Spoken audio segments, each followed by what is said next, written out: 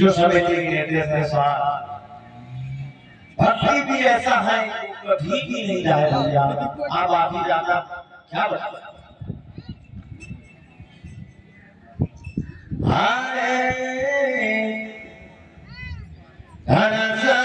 गुरु बलिहारी रे साधु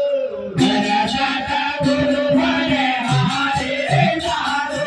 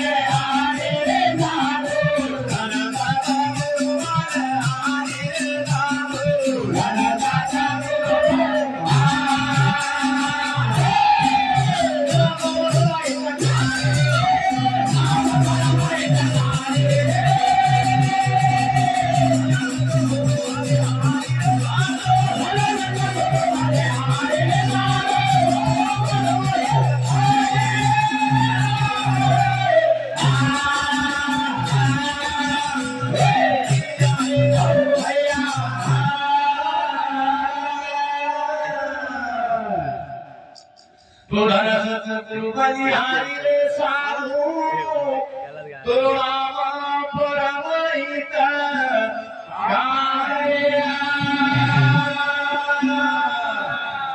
हर परम प्रगट साय मथुरा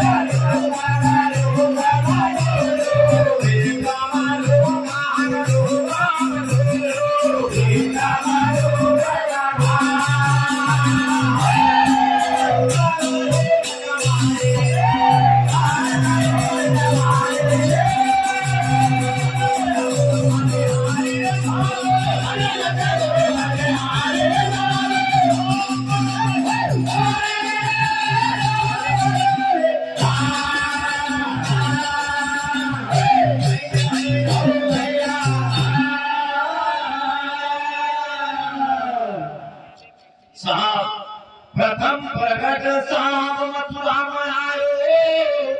जिन तारा है वो भी गुहान रहे भी प्रबल खाक जब लोग पटायो ते काल रहो जाका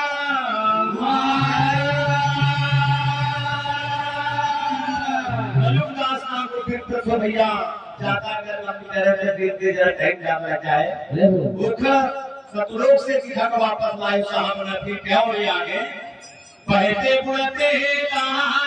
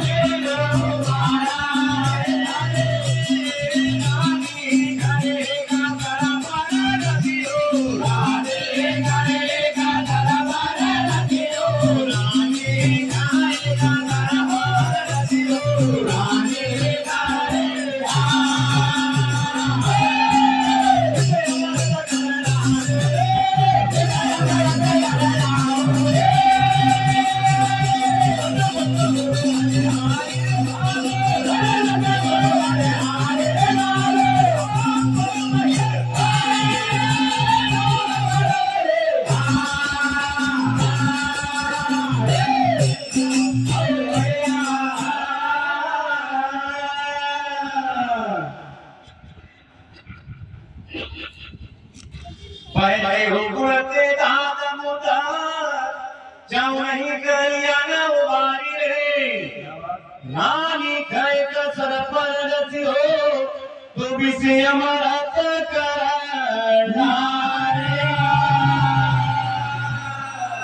इंद्रमती रानी की बात है। आप पूरी बात बताऊं, इसको साहब जी ने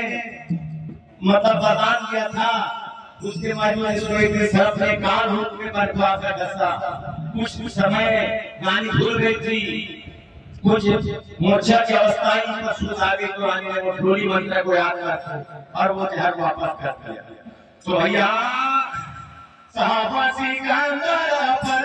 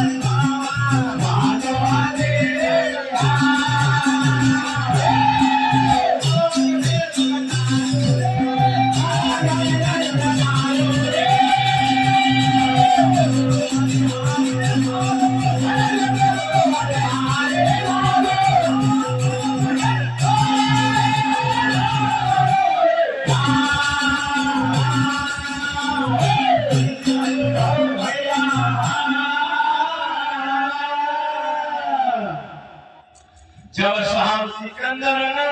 परीक्षा लियो जलता गिरा मार रे वहां तो हाथी जब आन झुकावा महा कठिन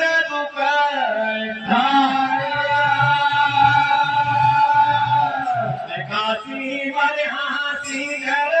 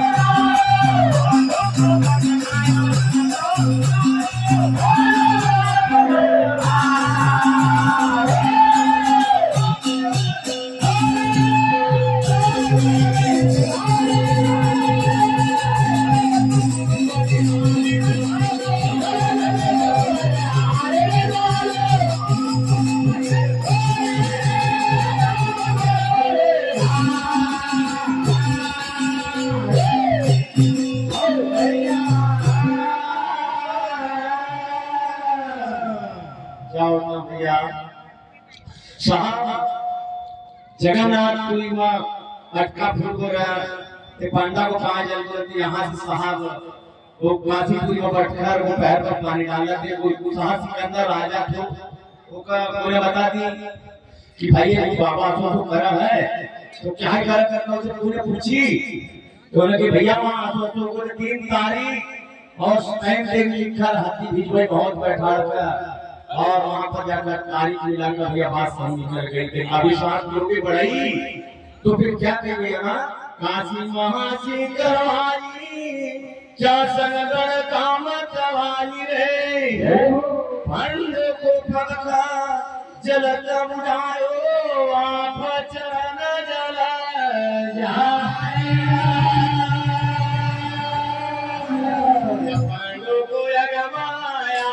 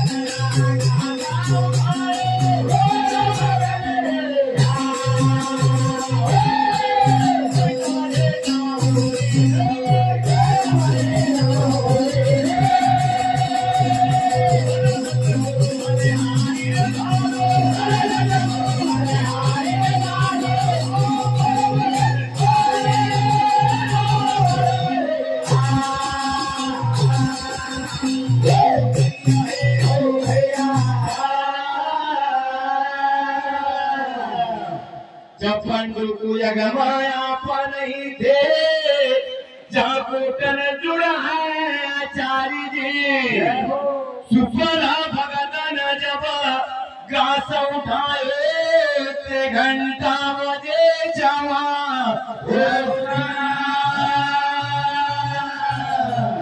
भैया पंडू गए तो सब निमंत्रण कर सब आया और उसके बाद भोजन प्रसाद गयो और 3600 पकवान बनाए द्रौपदा ना फिर भोजन का परोसा होकर तो सच्ची द्रौपदा देखने ना निकली ते सुपर भगत जान तो 1600 विचार सब ले लेकर मिलाई मिलाने के बाद में निगाह उठाई गई है भगवान मैंने 3600 भगवान की मेहनत से बनाए और बाबा को का स्वाद होता है कि सुपर भगत समझ लो उठ के चलती हो फिर भैया वो बड़ी जतन से बुलवाए हुआ है आप दादा तो कहे मामा मगर जाय लीलारे कठाने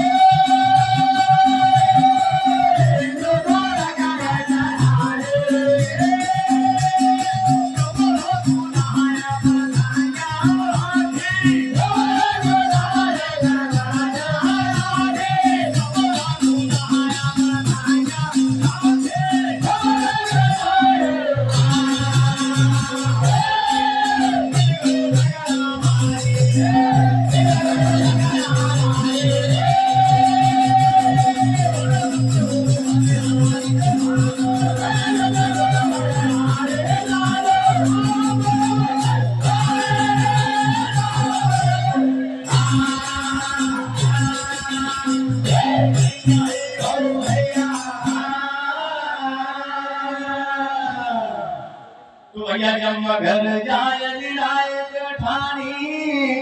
चाहे लुटवत हारी रे कबूर खुदाय जब पर धन्या राखी जे को मिट गयो झगड़ा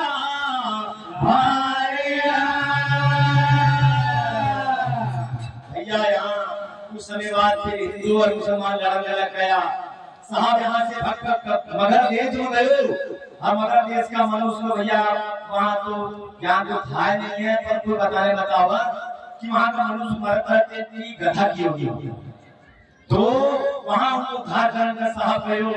एक गौ के कोप में पड़ गयो चादर होट ली और कह दी ये लड़ना जो वस्तु लेकर पाठा ले जाए तो कुछ समय बाद भैया अनुपम साहब को कमल का फूल दिया और ऊपर लेकर एक हिंदू आ गए एक मुस्लिम लड़का या भैया इच्छा रूपी से लगा एक ठानो इच्छा रूपी से लगा एक ठानो इच्छा रूपी से लगा एक ठानो इच्छा रूपी से लगा एक ठानो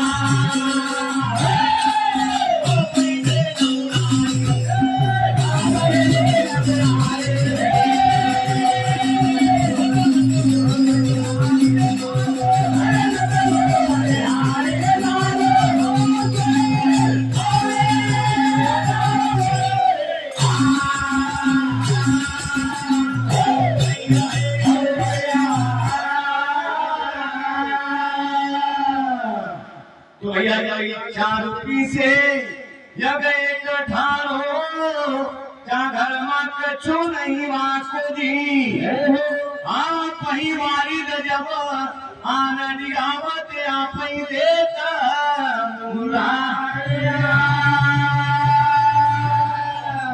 हरि को मंदिर बनन नहीं पा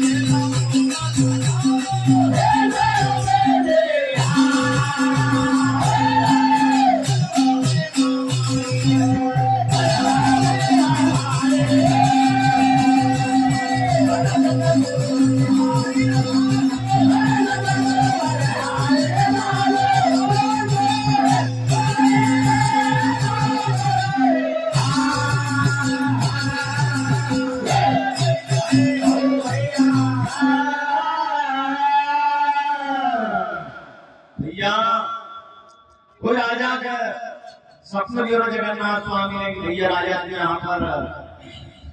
मंदिर की स्थापना